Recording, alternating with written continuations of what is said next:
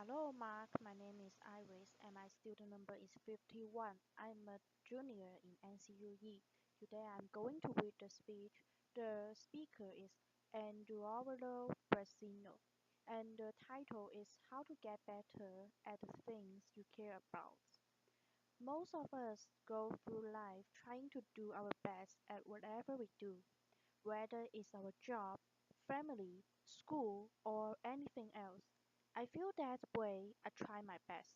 But some time ago, I came to a realization that I wasn't getting much better at the things I cared most about, whether it was being a husband or a friend or a professional or a teammate. And I wasn't improving much at those things, even though I was spending a lot of time working hard at them. I have since realized from conversations I have had and from research that this stagnation, despite hard work, turns out to be pretty common. So I had so I had so I would like to share with you some insights into why that is and what we can all do about it. What I have learned is that the most effective people and teams in any domain do something we can all emulate. They go through life deliberately alternating between two zones, the learning zone and the performance zone.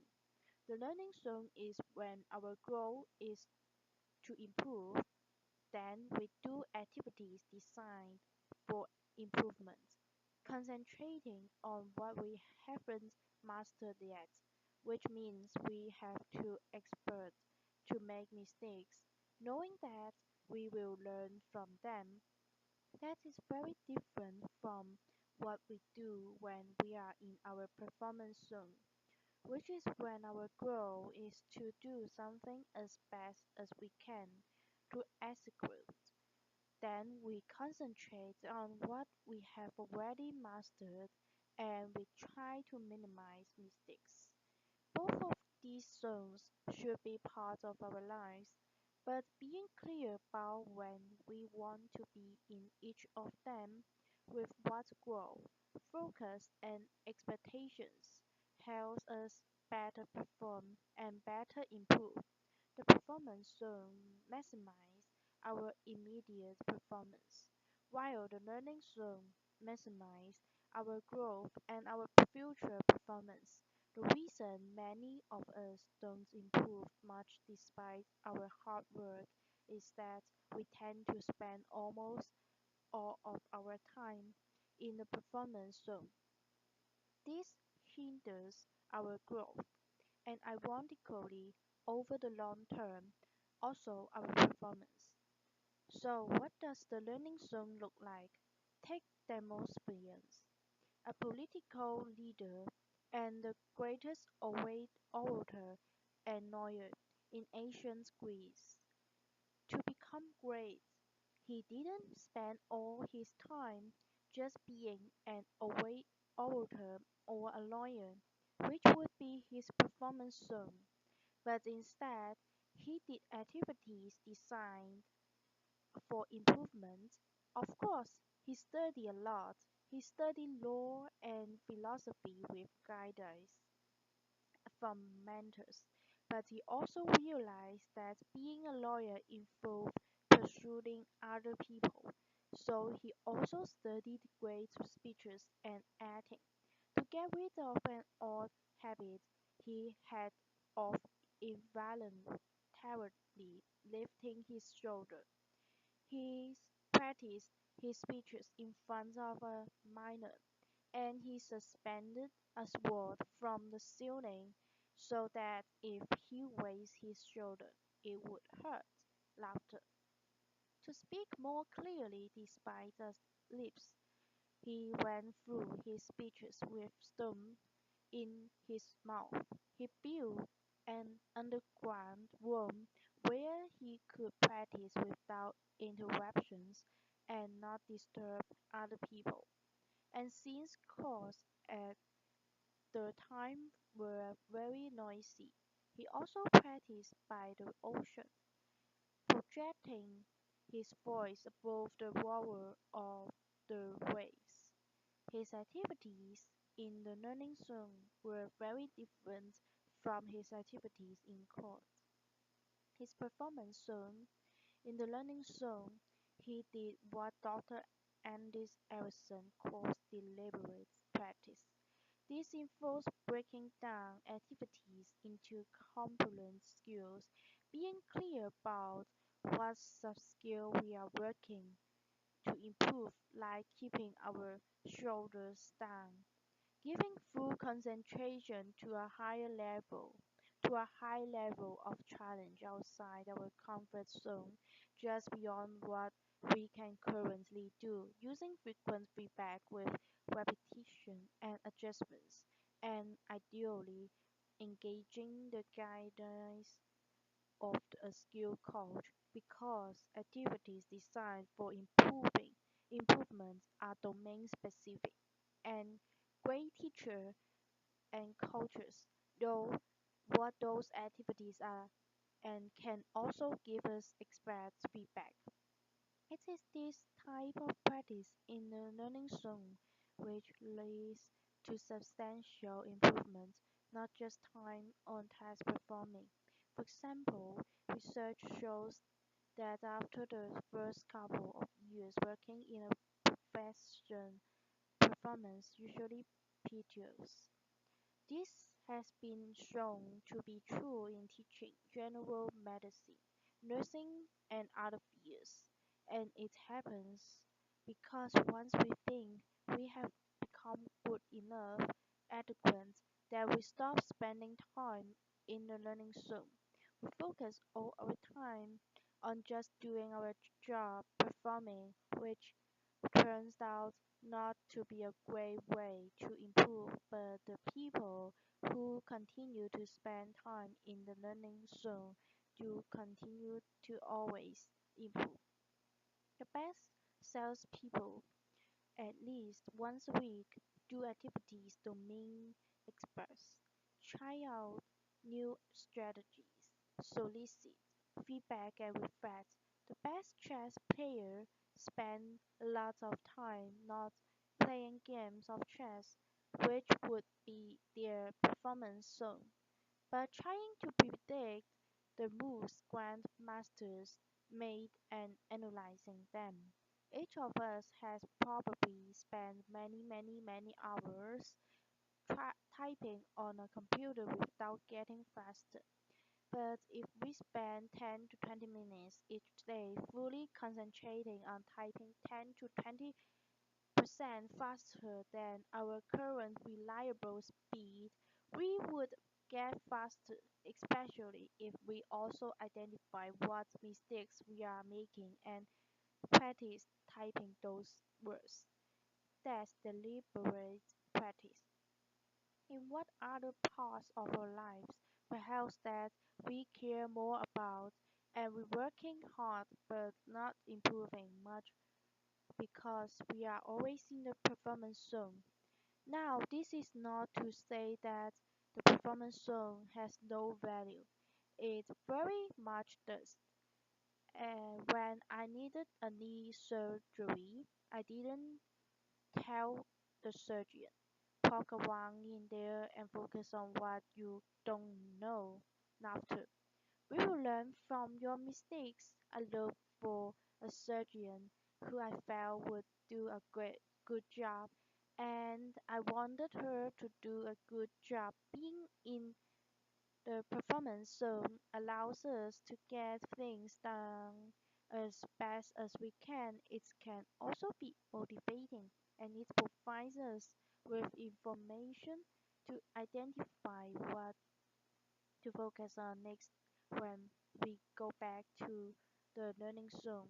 So the way to high performance is to alternate between the learning zone and the performance zone, purpose, purposefully building our skills in the learning zone, then applying those skills in the performance zone.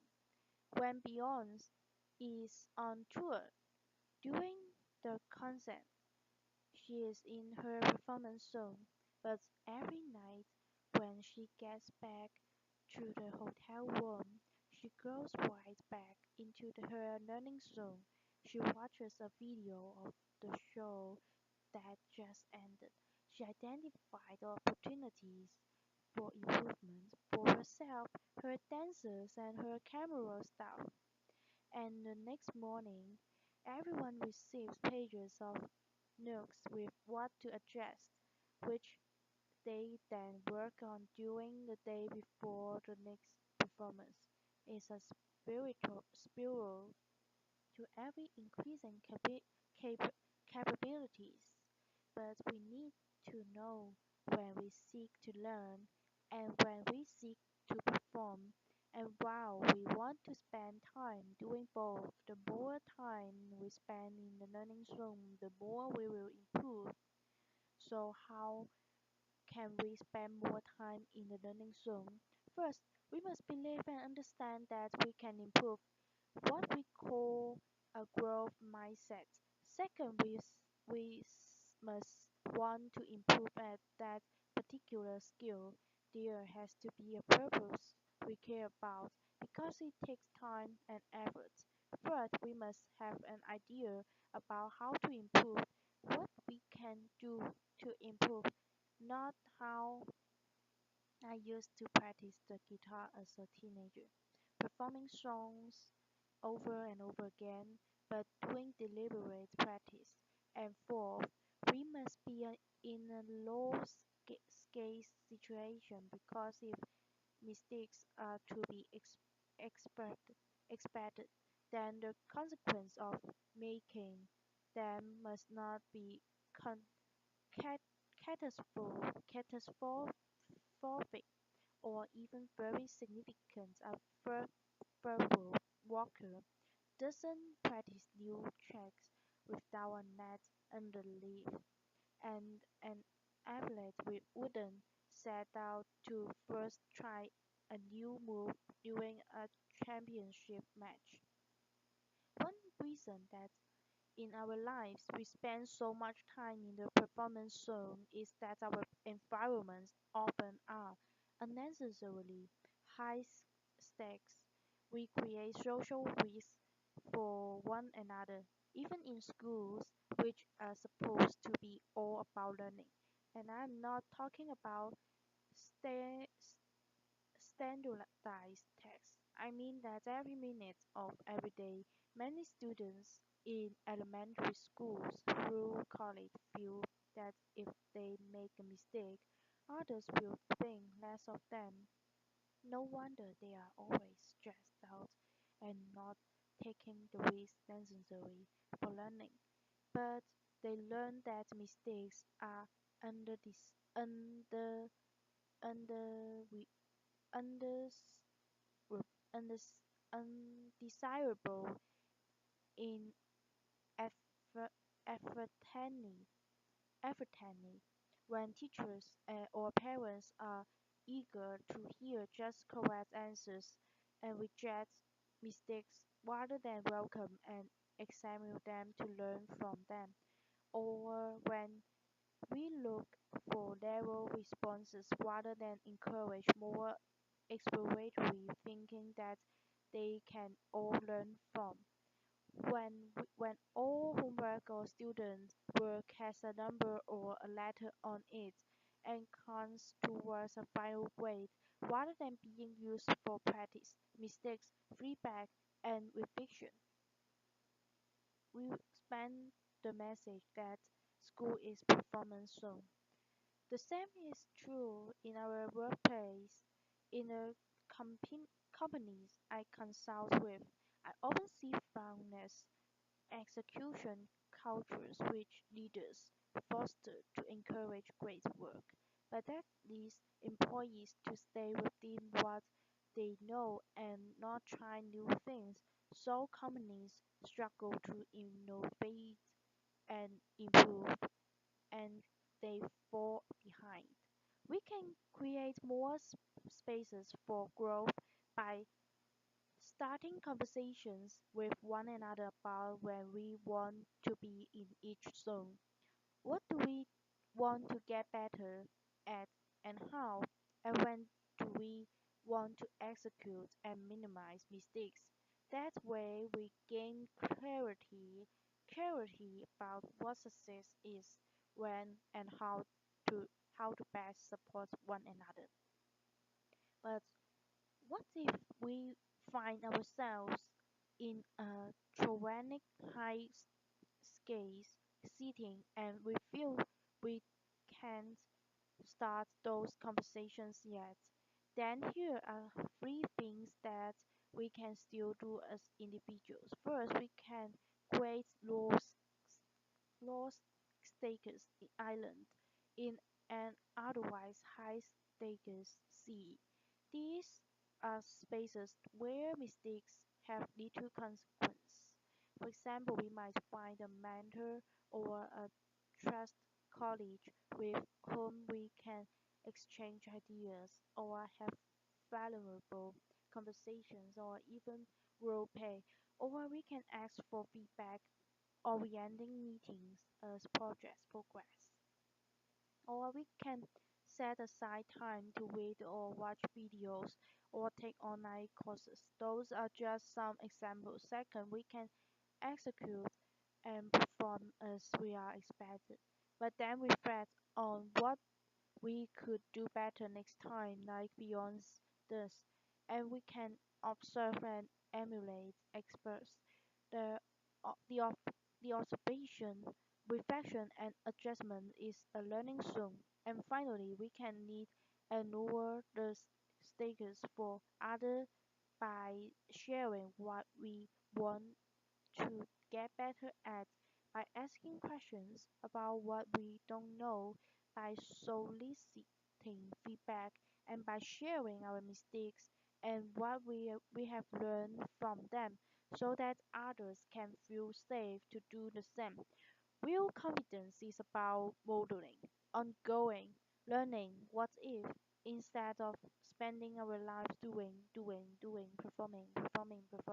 We spend more time exploring, asking, listening, experimenting, reflecting, striving, and becoming.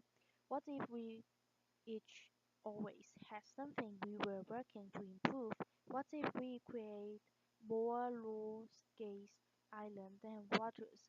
What what if we got clear within ourselves and with our teammates about when we seek to learn and when we seek to perform, so that our efforts can become more consequential, or our improvements never ended and our best even better? Thank you. Thank you for your listening.